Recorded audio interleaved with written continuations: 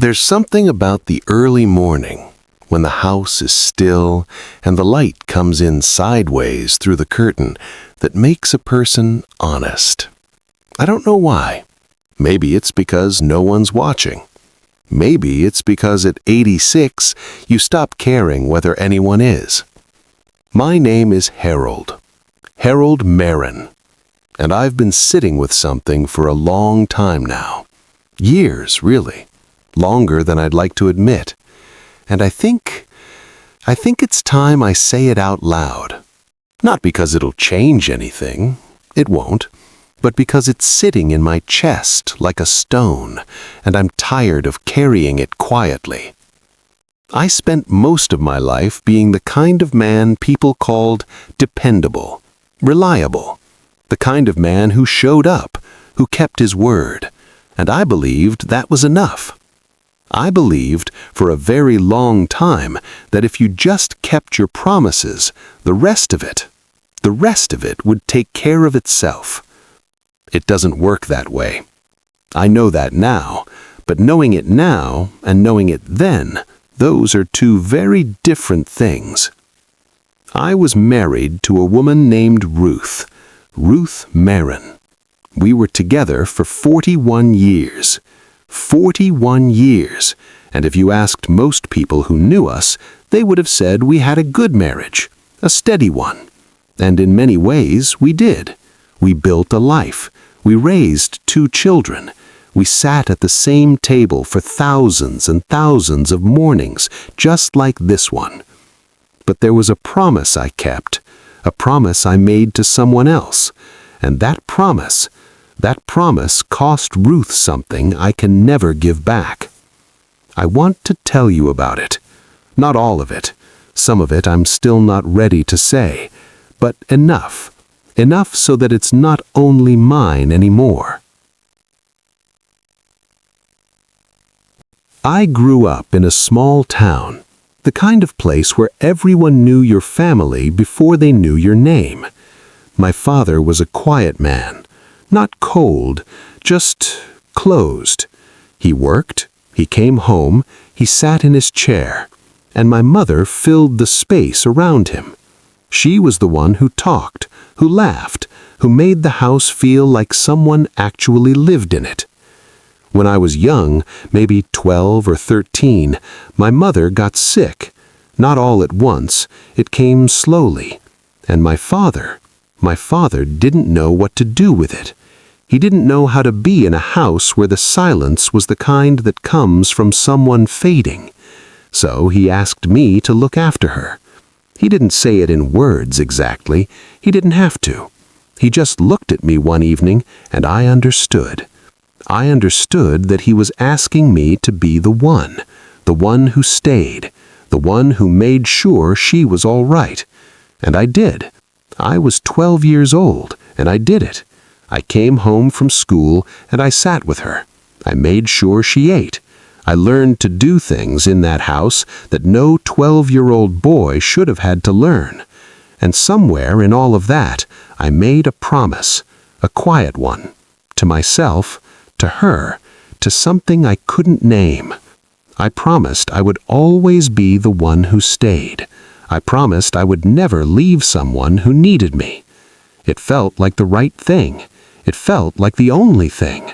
And for most of my life, I kept that promise. But I kept it to the wrong person.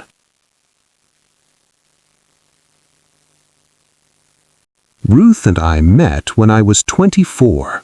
She was 22. She was the kind of woman who didn't ask for much, not because she didn't deserve it, because she'd learned somewhere along the way that asking for things made people uncomfortable. So she just didn't. And I liked that about her at first. I thought it meant she was easy to love, simple, uncomplicated. It took me decades to understand that it meant she was lonely. We married young. We had our first child, a son, David, when I was 26, and then our daughter, Margaret, 2 years later. And life moved the way life moves. Fast.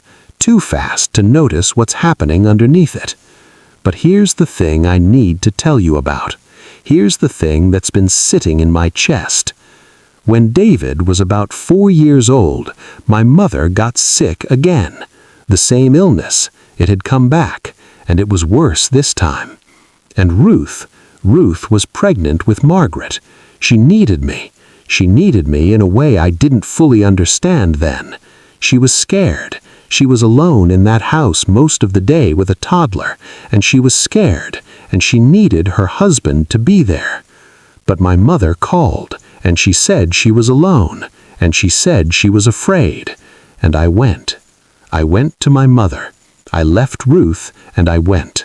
Not for a day, not for a weekend, for weeks, on and off, for weeks, driving back and forth, spending nights there, leaving Ruth in that house, pregnant and frightened, with a little boy who didn't understand why his father kept disappearing. And every time I left, I told myself I was doing the right thing. I told myself I was keeping my promise.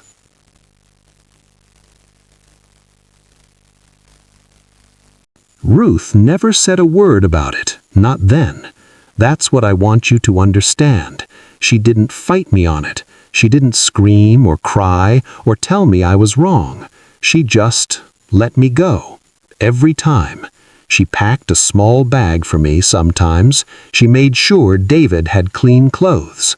She did what she always did. She held the space together while I was gone. And I let her. I let her because it was easier to look at what was actually happening.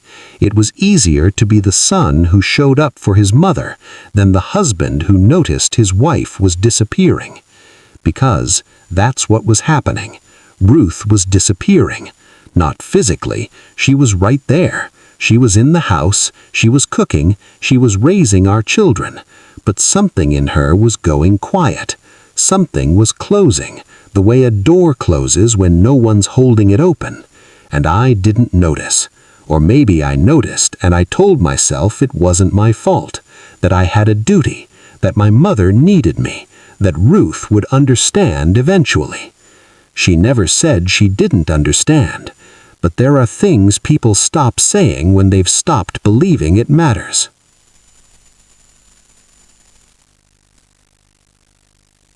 There was one night, one specific night that I keep coming back to. It was maybe 1994. David was in college. Margaret was 16. Ruth and I were sitting in the living room after dinner. She was reading. I was just sitting. Not reading, not watching television, just sitting.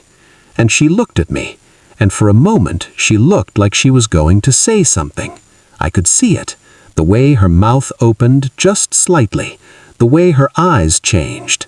She was going to say something real, something that mattered. And I looked at her, and I said, "Ruth, do you think your mother would mind if I went to visit her this weekend? Mom's not feeling well." And Ruth closed her mouth. She closed her mouth, and she looked back down to her book, and she said, "That's fine, Harold." 2 words, and something in the room shifted. Something that had been teetering for years, finally settled into place, into the wrong place. And I didn't notice. I didn't see what had just happened. I just nodded and went to get my coat.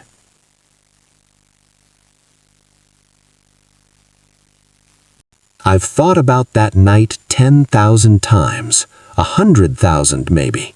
I've thought about what she was going to say. I'll never know. She never told me, and I never asked. That's the part that stays with me. Not that I chose my mother, not that I kept a promise that wasn't meant to be kept the way I kept it, but that I looked at Ruth in that moment, and I chose not to see her. It wasn't malicious. I want to be clear about that. I wasn't trying to hurt her. I didn't even know I was doing it. That's what makes it so heavy. The damage wasn't done by cruelty. It was done by not paying attention, by assuming that because she wasn't asking, she didn't need. Ruth passed away 4 years ago. Heart attack. It was quick. She didn't suffer, the doctors said.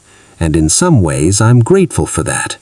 but she suffered in other ways, quieter ways, for a long time, and I was the reason. Not all of it. Life is complicated, but enough of it.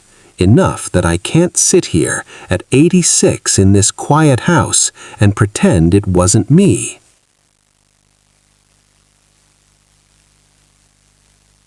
My daughter called me last month. She said, "Dad, are you all right? You sound different." And I said, "I'm fine, sweetheart. I'm just thinking." She said, "What about?" And I almost told her. I almost said everything I've been saying here to you, to no one, to the morning light coming through this curtain. But I didn't, because some things are too heavy to put on your children. Some things are yours to carry, yours to say when you're ready, if you're